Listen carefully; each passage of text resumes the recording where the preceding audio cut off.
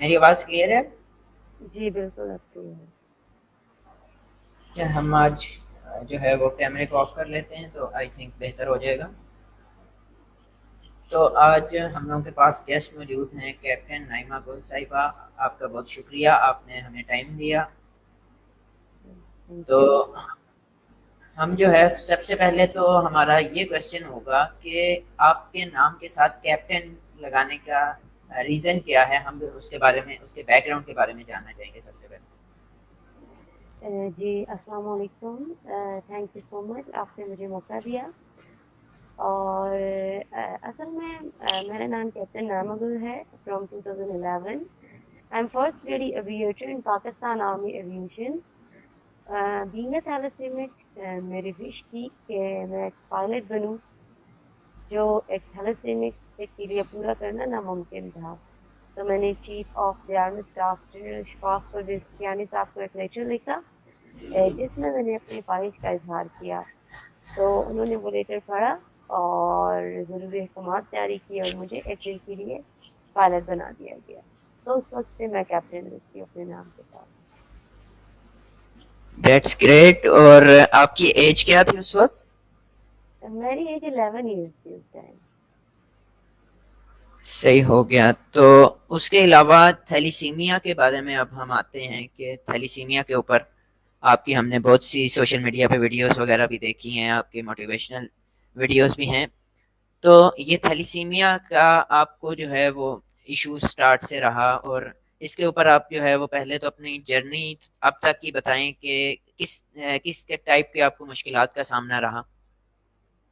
जब मैं छोटी थी तो मुझे 6 मंथ से मुझे बीटा थैलेसीमिया मेजर है। जब मैं 6 मंथ्स की थी तो फैमिली के सारे बच्चे बिल्कुल रेड थे और मैं बिल्कुल येलो थी। तो फैमिली वालों को पता चला कि इसको क्या मसला है, मतलब ये बिल्कुल येलो है, नॉर्मल बच्चों की तरह एक्ट नहीं कर रही। तो डॉक्टर को दिखाया। डॉक्टर ने फिर कुछ टेस्ट करने को कहे। जब मेरे सारे टेस्ट हुए तो डॉक्टर ने कहा कि आपके बच्चे को बीटा थैलेसीमिया मेजर है। उस टाइम मैं 6 मंथ की थी। मैं पेशावर फातमी फाउंडेशन पेशावर जाया करती थी सवात से ब्लड ट्रांसफ्यूजन के लिए। उस टाइम सवात में ऐसा कोई इदारा नहीं था जिसमें बच्चों को सेफ ब्लड मिल सके। तो इसीलिए हमें पेशावर जाना पड़ता था ट्रांसफ्यूजन के लिए।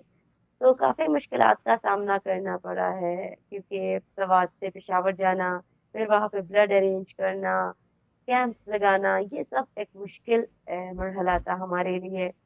और बीइंग अ थैलेसीमिक मैं समझ सकती हूँ कि बहुत सारे ऐसे पेशेंट्स हैं जो कि दूर दराज इलाकों से होते हैं, उनके पास डोनर्स नहीं होते। ये तो पहले ब्लड का इशू था।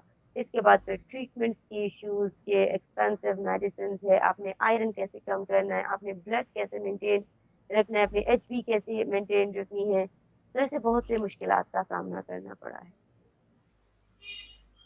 तो इसके अंदर जो है हम लोगों को, आप जो है वो कोई फाउंडेशन वगैरह कोई इस तरह टाइप की भी कुछ वर्किंग कर रही हैं स्वात के अंदर?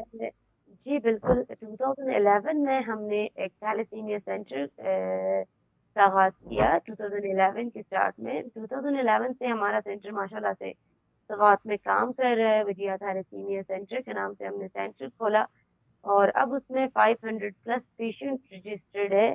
थैलेसीमिया, हेमोफीलिया, प्लास्टिक एनीमिया, ग्लामसम इनके। तो हमारा सेंटर एक आइडियल हॉस्पिटल है सवात में, जो कि सेफ बेड देता है, प्रॉपर ट्रीटमेंट देता है। हमारा कैबिनेट है पेशेंट्स का, हम पेशेंट्स पेरेंट्स की काउंसलिंग करते हैं। तो माशाल्लाह से हमारा सेंटर बहुत अच्छा जा रहा है। माशाल्लाह से, अल्लाह उसको और तरक्की दे। तो इसके अंदर फिर हम लोग तो आपके आपसे जो है वो मेडिकल लिहाज से भी अच्छी खासी इंफॉर्मेशन ले सकते हैं, जो कि बिल्कुल। हमारी ऑडियंस के लिए भी जो है वो काफ़ी फ़ायदेमंद होगी। तो इसके अंदर सबसे पहले तो आपने अभी जिक्र किया कि बीटा थैलीसीमिया का, तो ये कुछ टाइप्स हैं डिफरेंट, उसके बारे में थोड़ा सा डिस्क्राइब कर दें।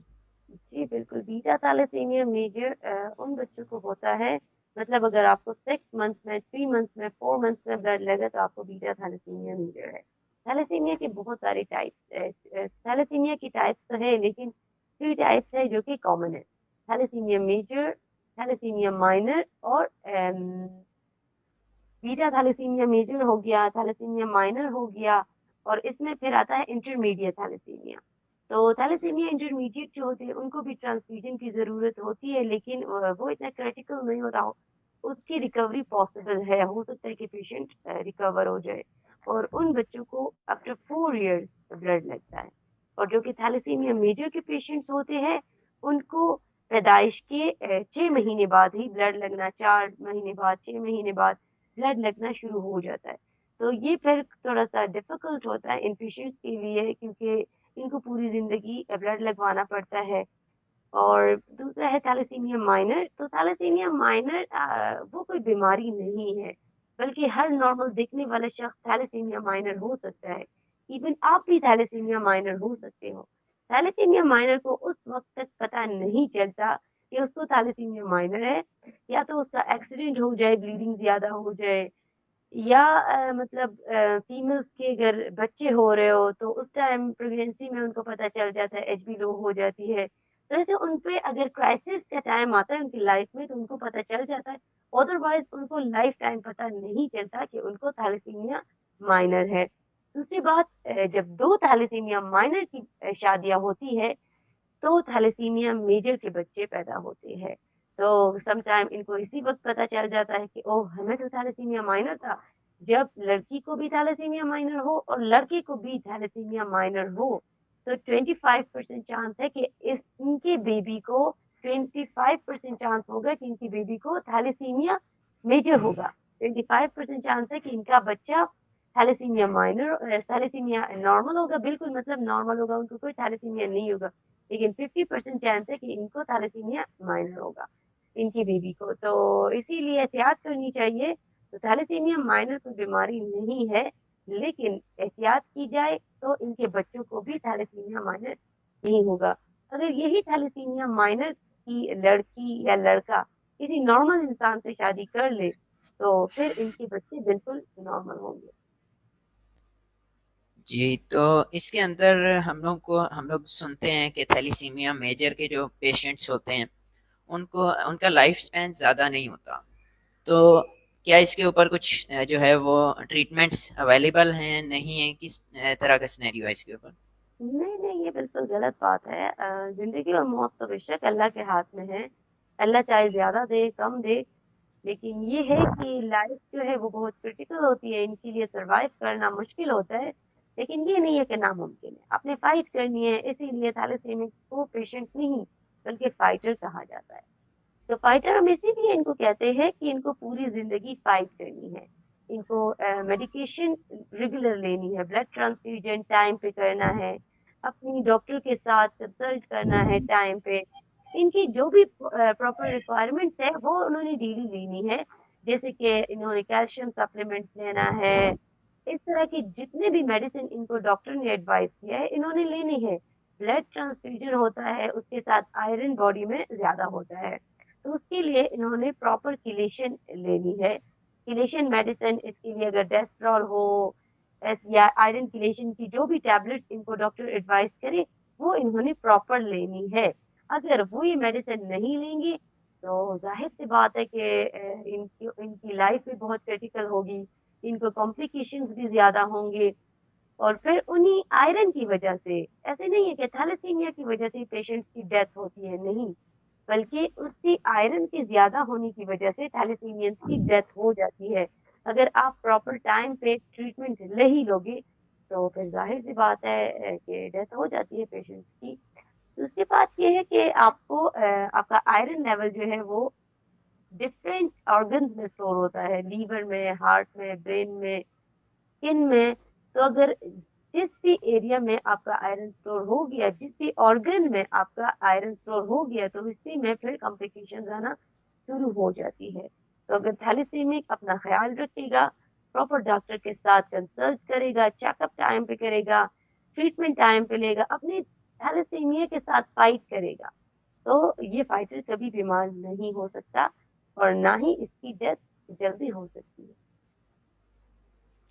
जी, तो इसके अंदर हम लोग जो टेस्ट होते हैं जो कि करवाए जाते हैं मेल एंड फीमेल के दोनों के करवाना होते हैं या फिर एक के करवाने होते हैं? बिल्कुल, आप अगर किसी की शादी हो रही है ना, तो समटाइम प्रॉब्लम होता है अगर लड़की वालों को पता है ज़्यादा इस बारे में और वो कहते हैं कि लड़के वाले टेस्ट करें, तो वो लड़की पहले अपना टेस्ट करे सैटिस्फैक्शन के लिए, क्योंकि मुझे तो थैलेसीमिया माइनर है। फिर वो उस लड़के से बात करे कि प्लीज़ ये प्रॉब्लम है और आप भी अपना थैलेसीमिया माइनर का टेस्ट करें। माशाल्लाह से आजकल सब लोग एजुकेटेड है, तो कोई माइंड नहीं करता इतना। लेकिन जो हमारे दूर-दराज़ इलाकों के लोग हैं, जो बैकवर्ड एरियाज़ में रहते हैं, उनके लिए थोड़ी प्रॉब्लम होती है, लेकिन हम काफ़ी कोशिश कर रहे हैं कि हम इस बात की अवेयरनेस सब में डालें कि थैलेसीमिया माइनर का टेस्ट कोई बुरी बात तो नहीं है ना, आपके लिए, कल के लिए फ़ायदा है। तो थैलेसीमिया माइनर की स्क्रीनिंग सबकी होनी चाहिए। अगर लड़की का थैलेसीमिया माइनर नॉर्मल है, तो लड़की को बिल्कुल बताने की ज़रूरत भी नहीं है कि आप अपना टेस्ट कराएँ। या लड़की की टेस्ट उन्होंने किया, लड़के ने अपना टेस्ट किया, उसका थैलेसीमिया माइनर है, तो वो लड़की का टेस्ट ज़रूर करेगा। लेकिन लड़के का टेस्ट नॉर्मल है, तो फिर लड़की की टेस्ट करने की कोई ज़रूरत नहीं है। क्योंकि ये जब 2 थैलेसीमिया माइनर की शादियाँ होती है, तो बच्चे थैलेसीमिया मेजर हो सकते हैं। लेकिन जब माइनर और नॉर्मल की शादी होगी, तो उसमें कोई प्रॉब्लम नहीं। सही हो गया, यानी कि फीमेल को पहले करवाना चाहिए और अगर उसमें इश्यूज हैं तो फिर मेल की नहीं, तरफ जाना बिल्कुल चाहिए। नहीं, फीमेल मेल की बात नहीं है। मतलब जिसका अगर मेल ने पहले किया, फीमेल ने किया, अगर अभी मैं फॉर एग्जांपल आपकी शादी हो रही है, आपकी शादी हो रही है, आप सबसे पहले आपने अपना टेस्ट किया है कि नहीं थैलेसीमिया माइनर का? नहीं, फिलहाल नहीं किया। ओके, तो प्लीज आप भी जरूर कीजिएगा, आप अपना टेस्ट कीजिएगा। तो सबसे पहले आपको सीबीसी से पता चल जाएगा, आप सीबीसी कीजिए, किसी न्यूरोलॉजिस्ट को या डॉक्टर को दिखाए कि क्या मुझे थैलेसीमिया माइंड मतलब हमें एचबी इलेक्ट्रोफोरेसिस टेस्ट की जरूरत है या नहीं, वो आपको बता देंगे। तो फिर आप एचबी इलेक्ट्रोफोरेसिस टेस्ट करेंगे जरूरत हो, उससे आपको पता चल जाएगा कि क्या आपको थैलेसीमिया माइनर है या नहीं। अगर आपको थैलेसीमिया माइनर हुआ, फिर जब आपकी शादी होगी, तो आपने अपने फियांसे का टेस्ट भी लाजिम करना है। अगर आपको थैलेसीमिया माइनर नहीं है, तो फिर इस बात को आप यहीं पे खत्म कर दें और आप बिल्कुल नॉर्मल हो, आपकी शादी जिससे भी हो चाहे। लेकिन अगर आपको थैलेसीमिया माइनर हुआ, तो आपने फिर अपनी होने वाली बीवी का टेस्ट लाजिम करना है। सही हो गया। तो इस लिहाज इस चीज़ के अंदर हम लोगों के यहाँ पे ऑडियंस भी मौजूद है, तो आप लोग जो कोई क्वेश्चंस करना चाहें तो उनको भी हम यहाँ पे हाईलाइट करेंगे। तो आप लोग अपने क्वेश्चंस भी यहाँ पर ड्रॉप कर सकते हैं कमेंट्स में। तो हम चलते हैं कि गवर्नमेंट लेवल पे क्या कुछ इसके बारे में अवेयरनेस की जा रही है, कुछ सपोर्ट दी जा रही है, किस लेवल पे इसको गवर्नमेंट देखा जा रहा है? पहले तो गवर्नमेंट मेडिसिन भी नहीं प्रोवाइड करती थी थैलेसीमिक्स को, लेकिन अब माशाल्लाह से गवर्नमेंट काफी हेल्प आउट कर रही है, क्योंकि थैलेसीमिया की ट्रीटमेंट बहुत एक्सपेंसिव है। वो आयरन किलेशन मेडिसिन जो है वो डिफरेंट हॉस्पिटल्स में मिलते हैं, और ये बहुत आसानी हो गई है। काफी ज्यादा बच्चे हैं जो कि प्राइवेट हॉस्पिटल्स में है, तो उनके लिए प्रॉब्लम अब भी है। लेकिन अब मैंने सुना है कि केपी गवर्नमेंट ने सेहत कार्ड में भी थैलेसीमिया की ट्रीटमेंट फ्री की है। तो अगर ये फ्री हो गई है, तो ये तो बहुत अच्छी बात है। तो माशाल्लाह से गवर्नमेंट भी अभी काफी हेल्प आउट कर रहा है थैलेसीमिया को, और काफी इस बारे में सीरियस है। लेकिन अवेयरनेस की जहाँ तक बात है, तो वो बिल्कुल हमारी डिफरेंट ऑर्गेनाइजेशंस बनी है, जैसे कि बीडीएसपी, द ब्लड हीरोज, और ऐसे बहुत सारे, तो वो सब काम कर रहे हैं। तो मतलब अवेयरनेस प्रिवेंशन पे डिफरेंट यूनिवर्सिटीज में जाके स्टूडेंट सेमिनार्स कर रहे हैं।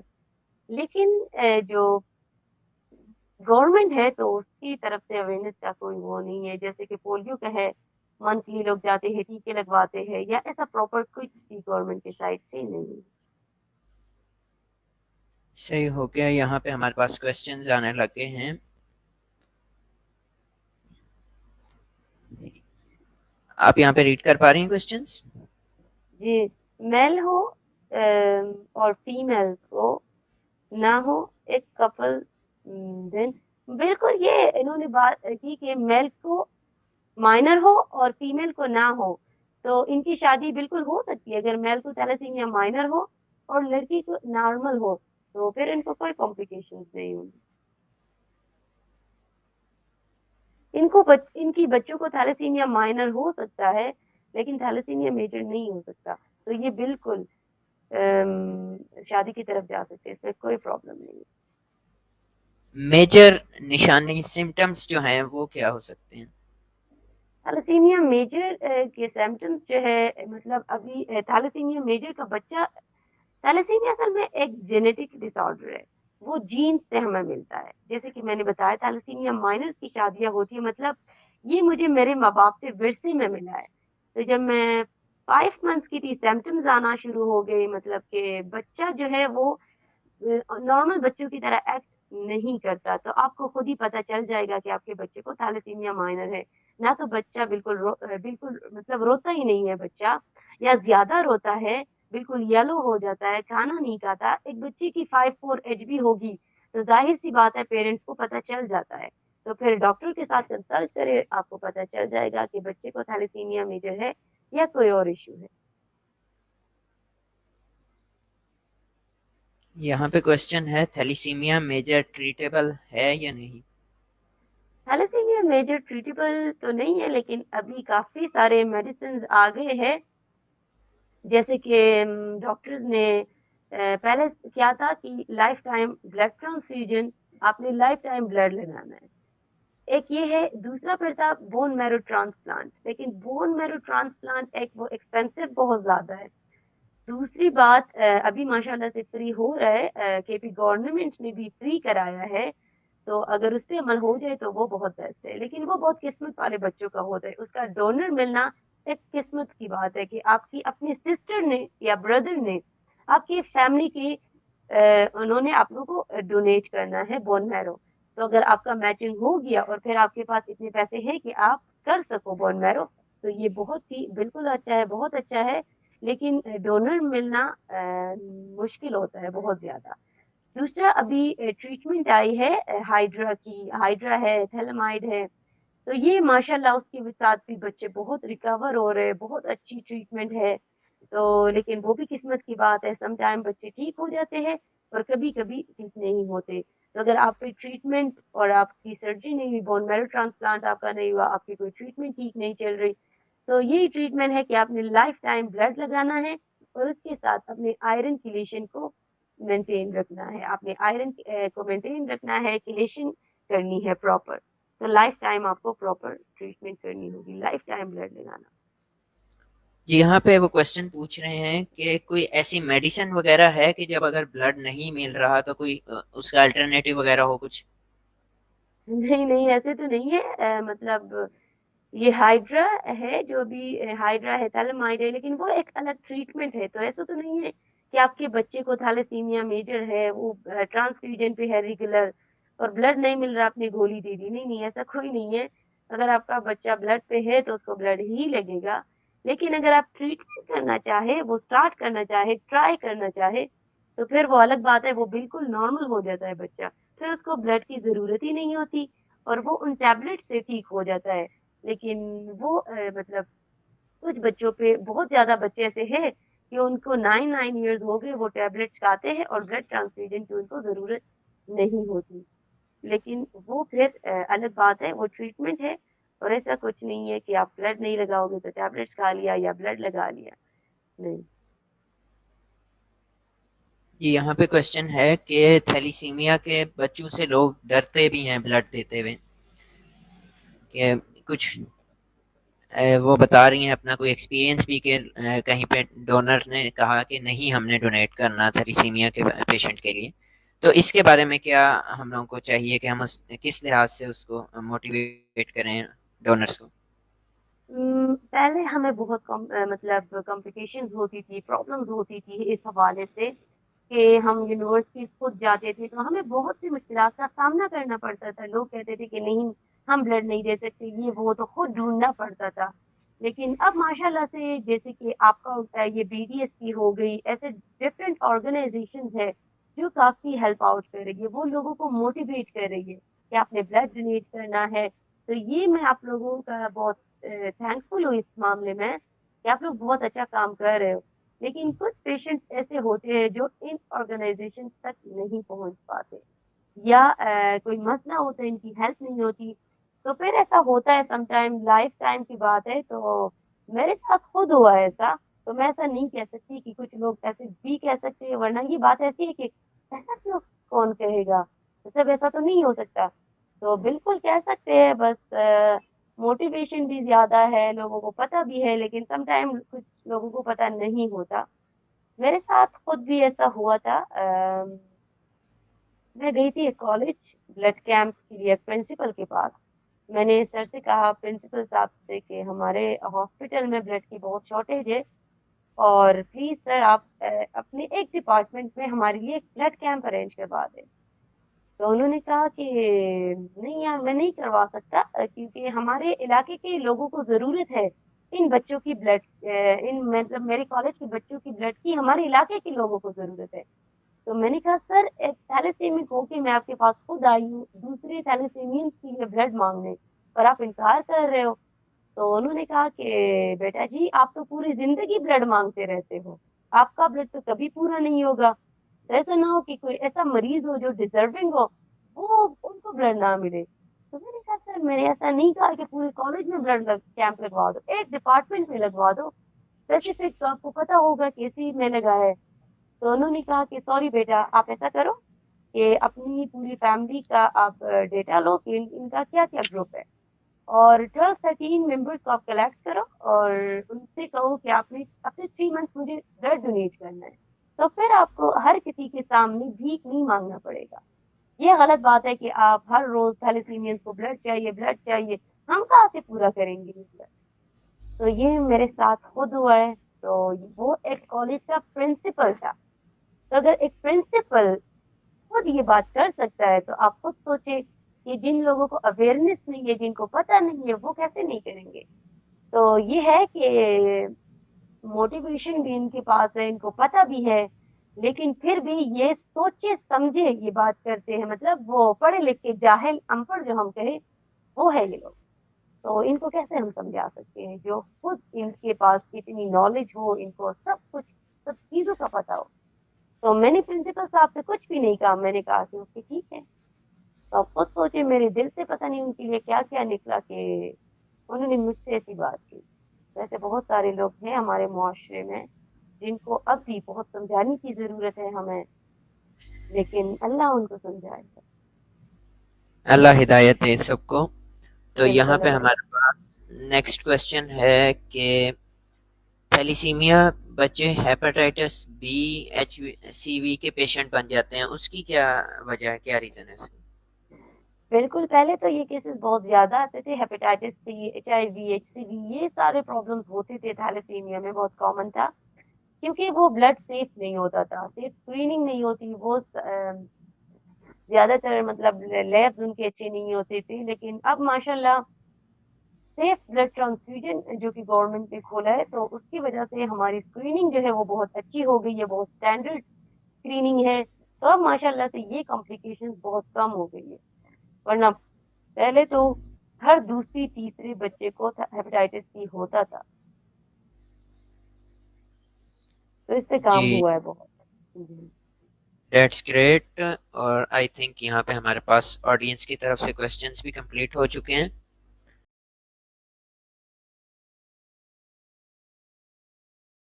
जी, मैं बस सबसे यही रिक्वेस्ट करना चाहूंगी कि थैलेसीमिया के साथ जिंदगी गुजारना कोई आसान काम नहीं है, बल्कि आपको हर टाइम फाइट करनी है अपनी जिंदगी के साथ। नॉर्मल लोगों के लिए सरवाइव करना इतना मुश्किल नहीं होता जितना एक थैलेसीमिक को करना होता है, क्योंकि हर बात पे अल्लाह का शुक्र है कि मतलब मुझे थैलेसीमिया कोई ऐसी बीमारी नहीं है जो कि बहुत डिफिकल्ट हो, जिसके साथ फाइट करना मुश्किल हो। थैलेसीमिया के साथ फाइट हो सकता है, लेकिन फिर भी फाइट करना बहुत मुश्किल हो जाता है समटाइम। तो मैं आप सबसे ये रिक्वेस्ट करती हूँ कि प्लीज आप अपने शादी से पहले अपना थैलेसीमिया माइनर का टेस्ट जरूर करें, और अपने आने वाले बच्चों को इस मौजी मर्ज से बचाए, क्योंकि फिर पेशेंट से ज्यादा पेरेंट्स सफर करते हैं, आप लोग सफर करते हो। तो आप लोगों की आज की एक छोटी गलती आपके लिए पूरी उम्र का रोग बन जाती है। तो मेरी आप सबसे यही रिक्वेस्ट है कि प्लीज शादी से पहले थैलेसीमिया माइनर का टेस्ट जरूर करिएगा। Thank you. Thanks a lot, आपने हमें टाइम दिया। और ऑडियंस भी हम यहाँ पे जो आई, हम लोगों को उनका भी शुक्रगुजार हैं। और इंशाल्लाह नेक्स्ट संडे हम लोग अगेन एक न्यू गेस्ट के साथ लाइव होंगे अपने लाइव सेशंस में। और तब तक के लिए अल्लाह हाफिज़, थैंक्स अ लॉट।